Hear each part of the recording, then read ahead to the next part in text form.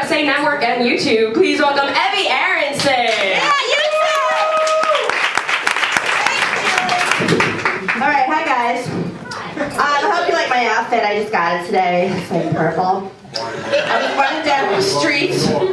I was running down the subway stairs, and this lady's coming up the stairs with her friend, and all I heard was, "What's up with all this purple?" So I'm not sure if I made the right choice, but anyway, I like it. So I'm from Long Island originally. I'm from Shoreham. Long Islanders. I'm from Shoreham, which is where they built the nuclear power plant. So that should explain a lot about me.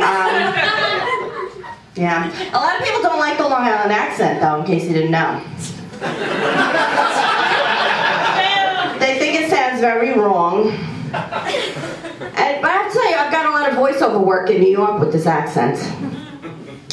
Thank you for using a Verizon payphone. Or maybe you've heard this one. All operators are currently assisting other customers.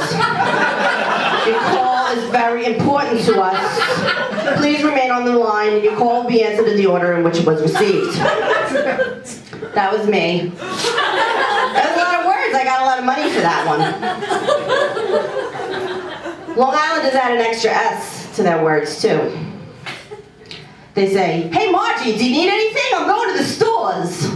I'm going to Kmart's, Carvel's, and Blockbusters.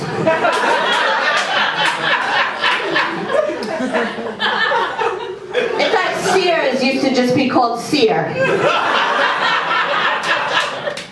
Until it came to Long Island. Yeah, so our middle school was located less than 5 miles from the nuclear power plant. And they cut our funding for arts and music. But we did have a kick-ass uranium enrichment program. That was fun. I did good in that one.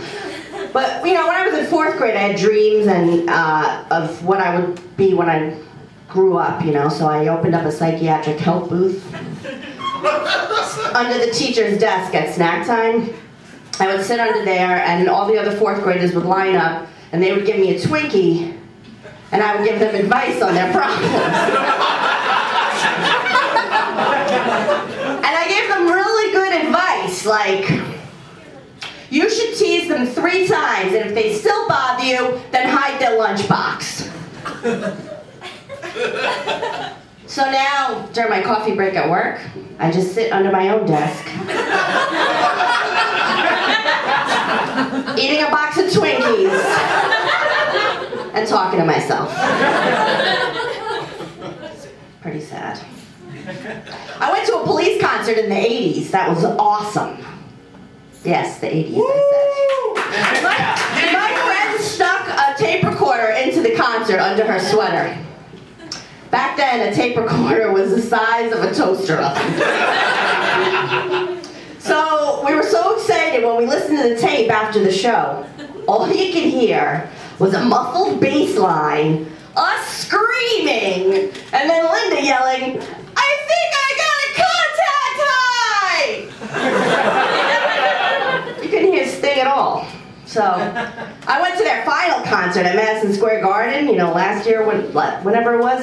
Then everything was the same except the technology, because this time I just whipped out my cell phone and I was able to record the songs.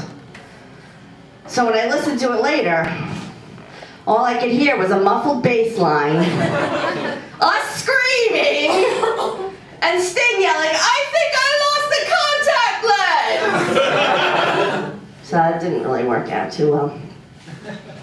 But I live in the city now, I live in Manhattan, and my neighbors are complaining about me, that I'm too noisy. Apparently I'm moving heavy furniture around late at night.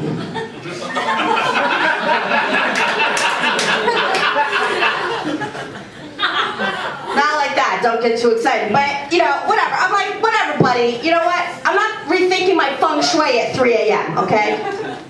Get a life, make your own noise, and stop listening to mine, okay? Because, let me tell you something, I can hear my next door neighbors loud and clear all the time. They're answering machine messages, right?